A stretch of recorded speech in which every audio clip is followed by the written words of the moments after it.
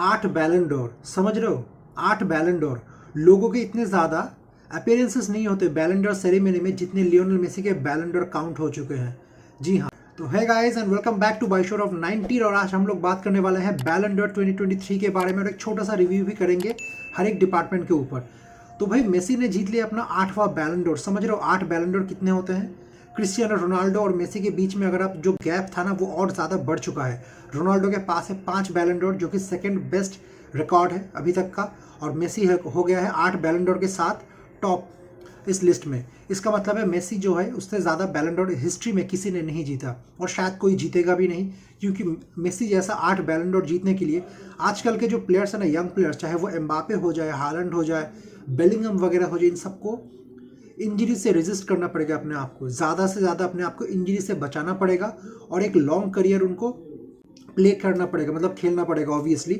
लेकिन ये नामुमकिन तो नहीं है, लेकिन बहुत ज़्यादा मुश्किल है, क्योंकि आजकल ज़्यादा से ज़्यादा मैचेस खेलने पड़ते हैं, चाहे वो नेशनल टीम के लिए हो, क्लब के लिए हो या फिर फ्रेंडली वगैरह हो, तो प्लेयर्स इंजरी प्रोन ज़्यादा हो रहे हैं।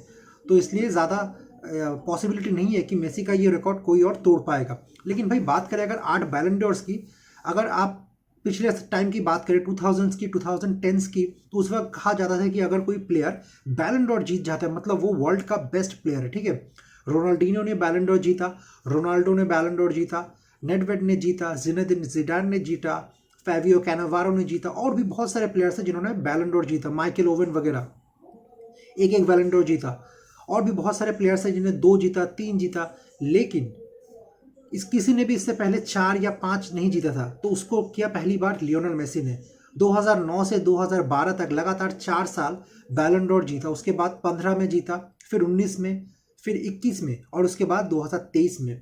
और मैंने अभी एक शॉर्ट भी बनाया, उसमें आप चेक कर सकते हो कि Lionel Messi is the only player in the history of football जिन्होंने 3 अलग अलग डेकेड्स में बैलन डोर जीता है। 2000s में जीता है 2009 वाला, 2010s में तो सबसे ज़्यादा 5 बैलन डोर जीते हैं, और 2020s में 2 जीते हैं, 21 में और अभी कल रात को 2023 में।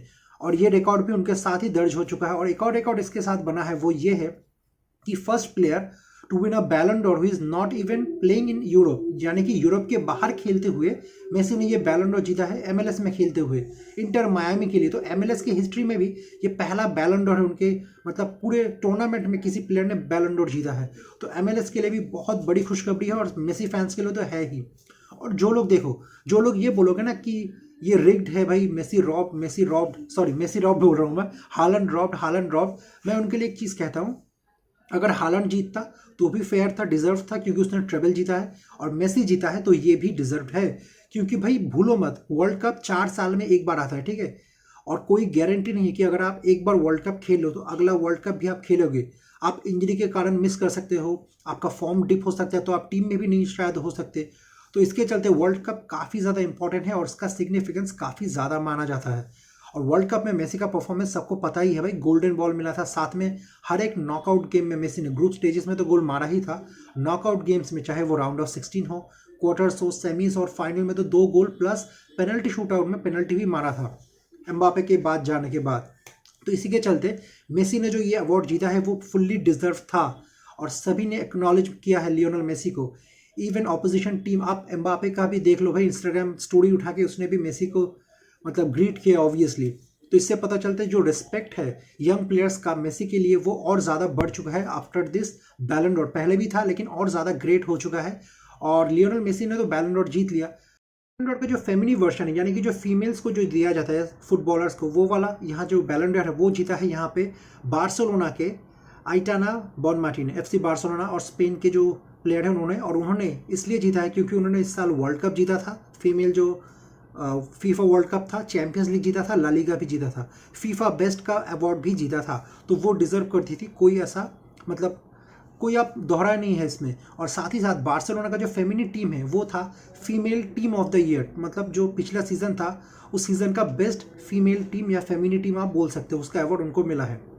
अब आते हैं मेंस सेक्शन में जो best team of the year था उसको मिला है मैनचेस्टर सिटी को, और मैनचेस्टर सिटी डिजर्व करती है भाई, ट्रेबल विनर से, और क्या ही बोल सकते हो आप। तो मैनचेस्टर सिटी को मिला है best team of the year. साथ में यहाँ पे जो सॉक्रेटिस अवार्ड है, जिसका मतलब है जो प्लेयर्स जो है अंडर प्रिविलेज किड्स को हेल्प करते हैं या फिर जो चैरिटी वगैरह का जो अवार्ड रहता है ना, वैसा वाला एक अवार्ड है। तो ये अवार्ड मिला है विनीशियस जूनियर को, रियल मैड्रिड के विनीशियस जूनियर को, क्योंकि उसने ब्राज़ील में बहुत सारे अंडर प्रिविलेज किड्स हैं जिनको उन्होंने खाना से लेकर फुटबॉलिंग फैसिलिटी, मेडिकल फैसिलिटी और भी कई सारे फैसिलिटीज़ उसने प्रोवाइड की है। तो सोक्रेटिस अवार्ड विनीशियस डिजर्व करते हैं। इससे पिछले वाले साल में जहाँ तक मुझे याद है सादियो माने को भी ये अवार्ड मिला था because of his works in Senegal. और इसके बाद आते हैं भाई कोपा ट्रॉफी। इसका मतलब है जो अंडर 21 या 23 के जो प्लेयर्स होते हैं ना, बेस्ट यंग प्लेयर्स, इनको मिला जाता है कोपा ट्रॉफी। हाँ, फंबल आ रहा है अभी थोड़ा बहुत। तो मुझे लगता था जमाल मूसियाला डिजर्व करते हैं, बुंदेसलीगा में काफ़ी अच्छा परफॉर्मेंस किया था, लेकिन यहाँ पे सरप्राइजिंगली जूड बेलिंगहम जीतते हैं, जो कि मेरे ख्याल से सेकंड पोजीशन में होने चाहिए थे, लेकिन वोटिंग का चक्कर मुझे नहीं पता ऐसे, मतलब किन्होंने ज़्यादा वोटिंग किया होगा, तो बेलिंगहम को मिलता है। ऑब्वियसली बेलिंगहम भी काफ़ी बढ़िया प्लेयर है। बेलिंगहम का ये वाला साल काफ़ी बढ़िया जा रहा है पिछले साल से भी, तो उसको अगले साल मिलना चाहिए था, लेकिन चलो कोई नहीं, बेलिंगहम को मिल गया ये अवार्ड। इसके बाद आता है भाई याशिन ट्रॉफी, यानी कि बेस्ट गोलकीपर, और ये मिलता है डीबू को, यानी कि एमी मार्टिनेस ऑफ अर्जेंटीना। और जब एमी मार्टिनेस को ये अवार्ड मिला, भाई मुझे एक चीज़ लग रहा था कि अवार्ड मिलने के बाद ये वही वाला जेस्चर ना कर दे जो इसने वर्ल्ड कप में किया था, और ये कोलकाता में आने के बाद भी इसने यही वाला जेस्चर किया था गोल्डन ग्लव के साथ। लेकिन भाई बंदे ने अपने दिल को शांत रखा, ये नहीं किया जेस्चर, अगली वाला जेस्चर, और वो अपना स्पीच वगैरह दे के नीचे उतर जाता है। और आखिर में, इन सब के आखिर में जो अवार्ड दिया जाता है वो दिया जाता है यहाँ पे, इससे पहले एक और अवार्ड आता है, सॉरी, वो था यहाँ पे गार्ड मोलर अवार्ड। इसका मतलब है जो सबसे ज़्यादा गोल स्कोरर एक सीज़न में मारता है उसको ये अवार्ड मिला जाता है या दिया जाता है। पिछले सीजन रॉबर्ट लेवेंडोस्की को ये अवार्ड मिला था, और इस सीजन ये मिला है अर्लिंग हालैंड को, क्योंकि Erling Haaland is the top scorer in Europe. ठीक है, इस सीजन रेस्पेक्ट दो भाई अर्लिंग हालैंड को। और आखिर में जब मेसी को अवार्ड मिलता है, डेविड बेकहम आते हैं, वो कागज़ खोल के जब अवार्ड पढ़ते हैं, मुझे पहले ही पता, ऑब्वियसली सबको पता था कि मेसी को ही मिलने वाला है, क्योंकि फैब्रिजियो रोमानो ने लीक कर दिया था, तो उतना ज़्यादा एक्साइटमेंट नहीं था। क्योंकि पिछले वाले साल में हम सबको एक्साइटमेंट होता था कि भाई मेसी को मिलेगा, एम्बापे को मिलेगा, या फिर जब वर्जिल वैन डाइक वगैरह भी थे, रोनाल्डो भी थे, किसको मिलेगा, हमको एक एक्साइटमेंट होता था ना। लेकिन इस बार क्या है, फैब्रिजियो ने सब कुछ कबाड़ा कर दिया। उसने स्पॉइलर दे दिया कि भाई मेसी को मिल गया है, और उसको इन्फॉर्म भी कर दिया, तो उतना कुछ नहीं था, लेकिन फिर भी एक एक्साइटमेंट था देखने का कि मेसी को मिलता है तो कैसा रहेगा रिएक्शन। मेसी के जो तीनों बच्चे हैं, थियागो, मातेओ चिरो, वो भी आते हैं स्टेज के ऊपर और मेसी के साथ पिक्चर वगैरह खिंचाते हैं वहाँ पे बैलन डोर के साथ। और उसके बाद भाई सेरेमनी ख़त्म होती है, और एक कमाल का सेरेमनी था यहाँ पे। और आइशो स्पीड, भाई इसके बारे में भी बोलना पड़ेगा, आइशो स्पीड भी आया था वहाँ पे। और जब मेसी अनाउंस हुआ ना, मेसी का नाम Ballon d'Or winner 2023 is Lionel Messi, उसका चेहरा देखने लायक था। उसका क्लिप आप यूट्यूब में सर्च करोगे मिल जाएगा भाई। बंदा ऐसा लग रहा था कि रो देगा अभी, इतना गंदा शक्ल करके वो, मतलब मुंह खोल के बैठा था। Crazy guy.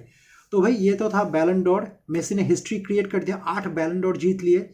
और अगर आप किसी को भी बोलोगे ना कि अगर फ्यूचर में कौन इसको तोड़ सकता है, तो मेसी ने ये बोला है कि एम्बापे और हालैंड जो है वो आगे जाके बैलन डोर जरूर जीतेंगे फ्यूचर में। ये नहीं बोला कि तोड़ पाएंगे या नहीं, लेकिन ये बोला है कि आने वाले टाइम में, क्योंकि ये लोग बहुत करीब आ चुके हैं, पुश कर रहे हैं मेसी रोनाल्डो को, तो हालैंड एम्बापे ऑब्वियसली फ्यूचर में वो लोग भी जीतेंगे बैलन डोर। बेलिंगहम भी है भाई रेस में, तो देखना पड़ेगा। आने वाले टाइम बहुत एक्साइटिंग है, लेकिन साथ ही में एक चीज़ सोच के थोड़ा दुख भी हो रहा है कि भाई ये मेसी का आखिरी बैलन डोर है।